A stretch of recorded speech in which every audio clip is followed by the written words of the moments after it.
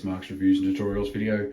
We're in America again, and we've got ourselves another absolute ripper of a shower. This one I call the double-headed, triple-handed dragon. She's quite a ripper. I'm just putting this as a sequel to my How to American Shower Heads video work, because they can be a real challenge. There's two, would you believe, adjustments up there, and we've got 3 taps down here. So I'm just going to give you a run through on how these all work.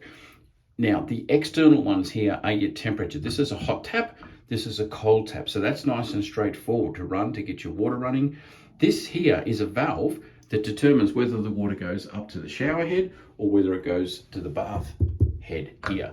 We just turn that a bit tight, but just turn it that way for bath, that way for shower, and she's all good. Nice and straightforward. All right, up here on the shower, this is pretty common. You've got an adjustment where you can turn the head.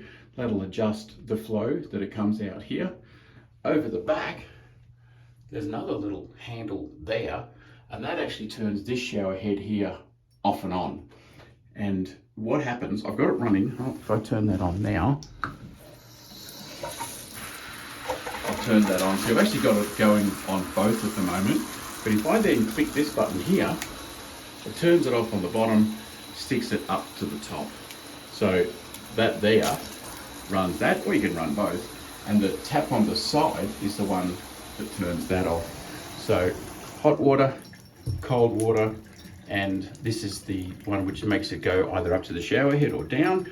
And then the little flicky switch down there is the drain. If you flick that up, then the bath will fill. It will fill with water. If you flick it down, then it won't, and it'll drain out like a shower. So there you go, how American shower heads work. Number 2, and now you know how to control a double-headed, triple-handled dragon.